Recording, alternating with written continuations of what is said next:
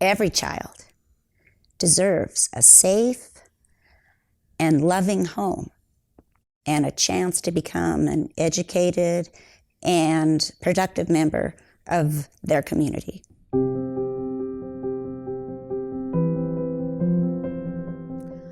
The children on my case had many feelings. They were swamped with feelings.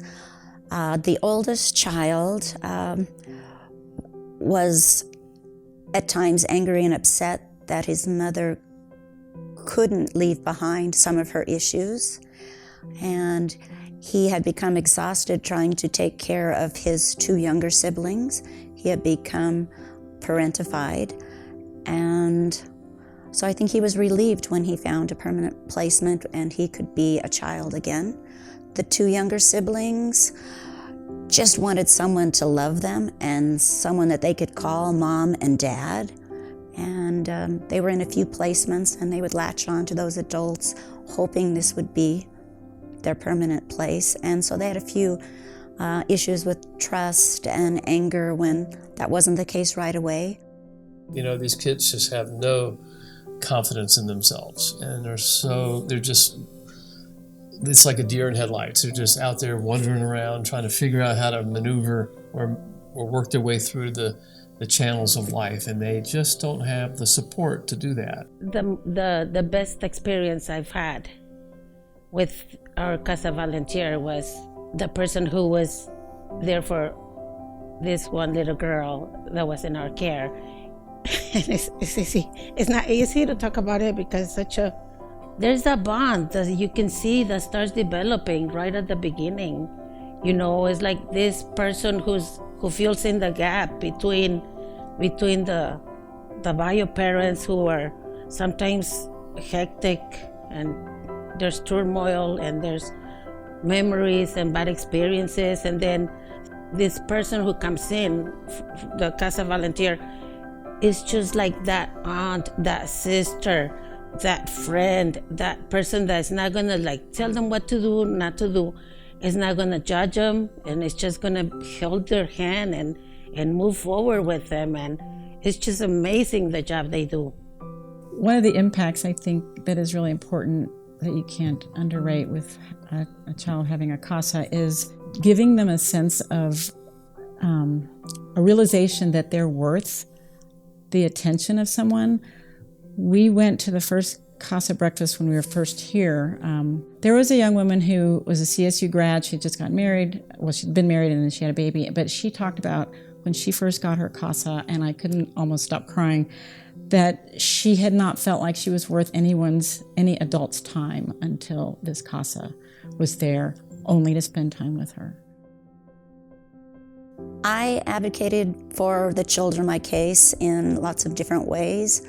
I think the most important way, the one I really am glad I was able to do, was I advocated for their right to an education.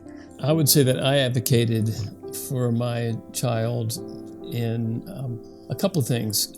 He's not living at a foster home anymore. He's living in a children's home. And he went in there over a year ago, weighed 154 pounds, and now he weighs 120 pounds. And he was way overweight. He's 12 years old. And I was really concerned that he's just not eating right. I mean, he needed to lose weight, but not so drastically. And so I was concerned, and I've been advocating for someone to work with him on his diet. And another area is that he doesn't speak clearly. It's very hard to understand him. So we've been advocating to get speech therapy in the home that he's in, and that's been an ongoing issue. I just think if you have a passion for kids and you can think of times in your life that adults were there for you and they were there consistently for you and what that meant, that's what you can give back to another child. They go through so much instability and just kind of uproar in their lives at times, and they need someone just to be there, be beside them, be their friend, be their advocate, support and love them. And that's what CASA is all about. And I think the return is great. I love this organization. I cannot stress enough the need of this middle person for these children, because here they come from here to here, and then what? I feel that being Philanthropist of the Year, it's nice to know that we're able to donate to a great organization that does really important work, and that means a lot to us. I don't think of it as like being a Philanthropist of the Year. It's kind of an unusual title, but it's very nice. It's nice to be honored in that way. Well, I have never met the woman who this award was named for, Dr. Renata Justin, but I am honored to be the recipient of this award. I hope the result is that more people become CASA volunteers, because I think my reward was spending time with these kids and seeing them all placed in homes, and their case has been closed, and they are now free to get on with their lives, with their families.